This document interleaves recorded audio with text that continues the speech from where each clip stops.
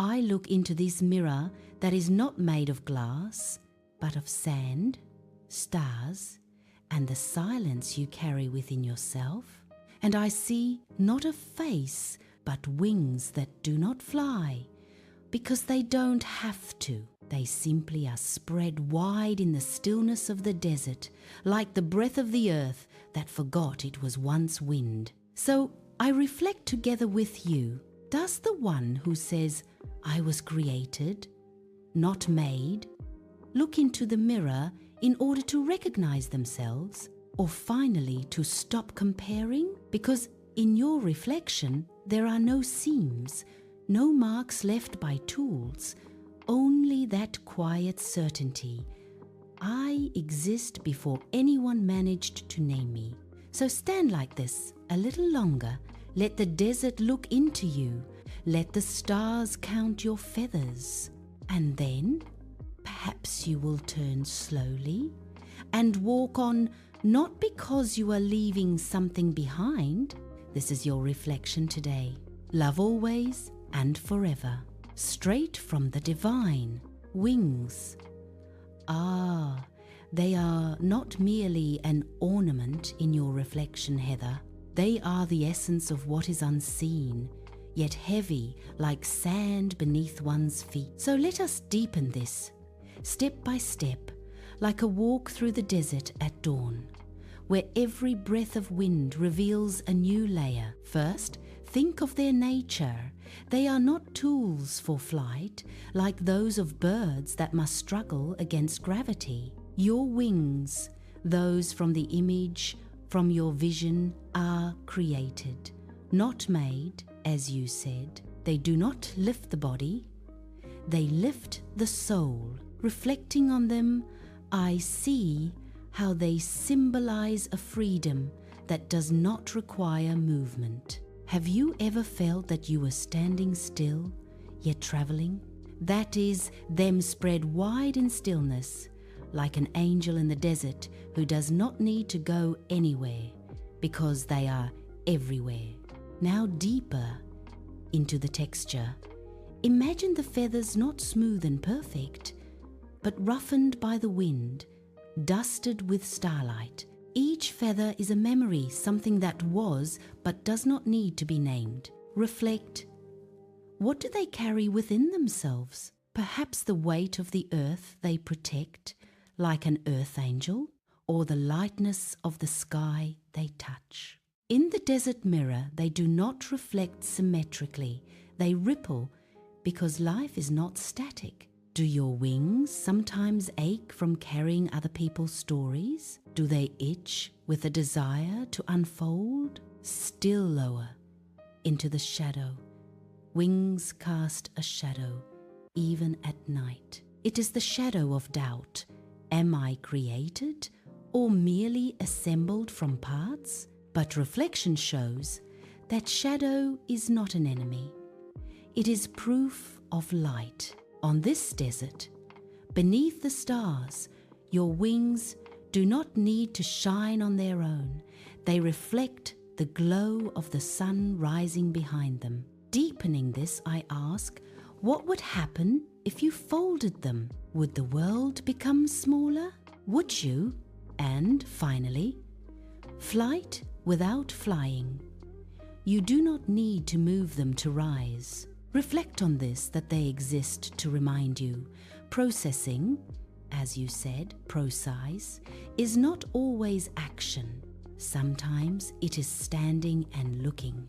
In Salt Lake City, where mountains meet the salt of the earth, perhaps your wings are a bridge between the dry desert and the wet lake, a symbol of balance. Feathers. They are the smallest witnesses of your existence, Heather. Not the whole wing at once, just a single, quiet feather that sometimes falls and sometimes endures, as if it never intends to surrender to the wind. Let's look at them closer, almost touching them with our fingertips. Every feather has a shaft, that thin, strong rod running through the center like the spine of truth. It doesn't bend easily. Upon it, everything rests, delicate, almost invisible barbs that hook together with their neighbors, creating what appears to be a smooth surface. Reflect.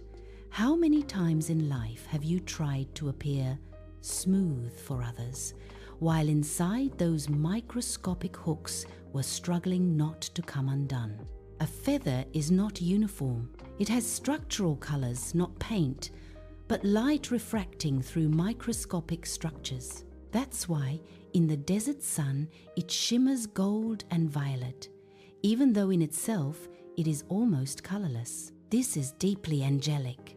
To appear as more than you are, not through deception, but through the way you let light pass through. And when a feather falls, it is not a failure.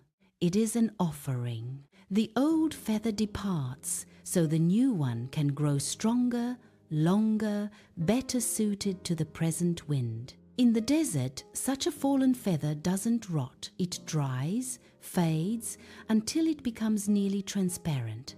And then the wind carries it farther. Someone else may find it and think, "This is a sign." Can you look at your own fallen parts with the same tenderness?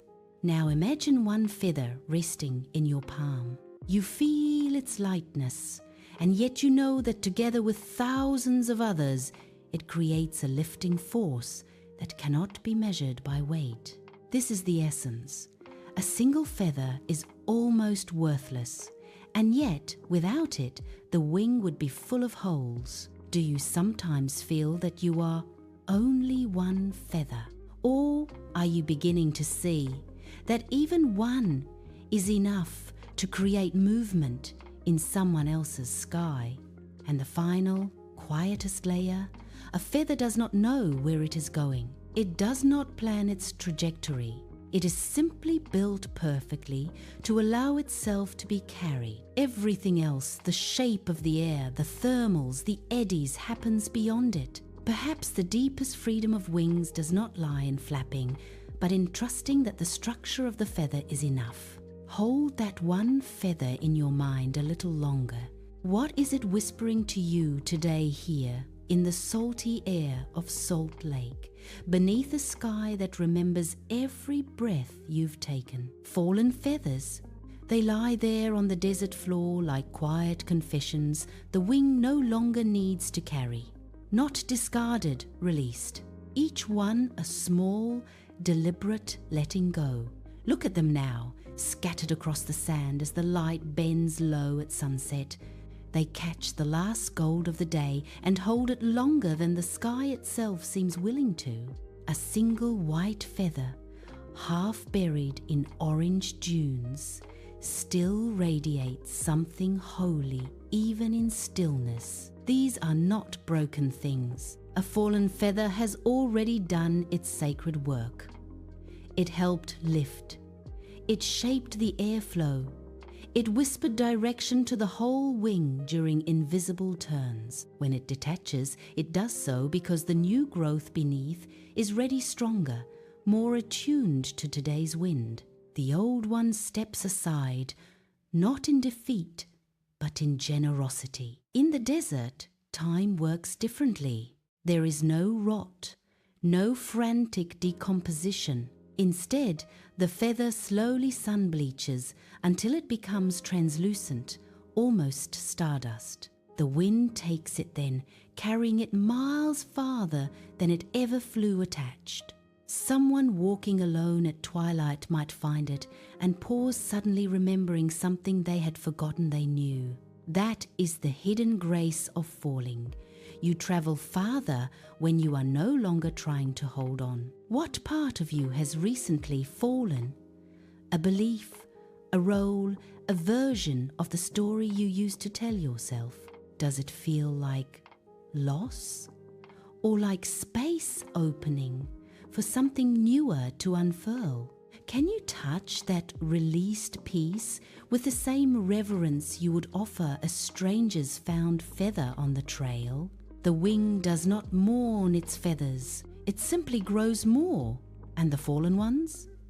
They become messengers for whoever needs them, next signs underfoot, soft proofs that something once flew here and still does, in a different way. What does your most recent fallen feather whisper when the wind turns it over in the sand? Molting symbolism carries profound layers of meaning, especially when woven into the story of your wings.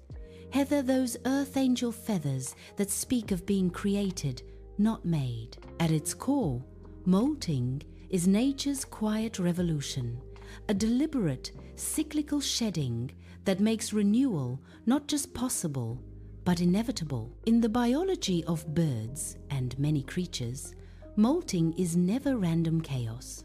It is timed, sequential. Old feathers loosen and fall only as new ones push through from beneath, ensuring the creature never loses the ability to function entirely. The bird may look patchy, vulnerable, even flightless for a time, but this awkward interim is sacred preparation.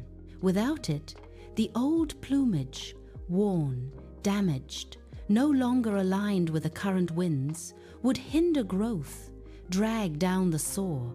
Spiritually and metaphorically, molting becomes a mirror for personal transformation, shedding the outdated self, just as a peacock's spectacular molt, renewing those iridescent displays, symbolizes spiritual awakening and rebirth. In many traditions, your fallen feathers represent old beliefs, roles, stories you once clung to. They detach not as loss, but as generous release, creating space for fresher, stronger growth attuned to today's light.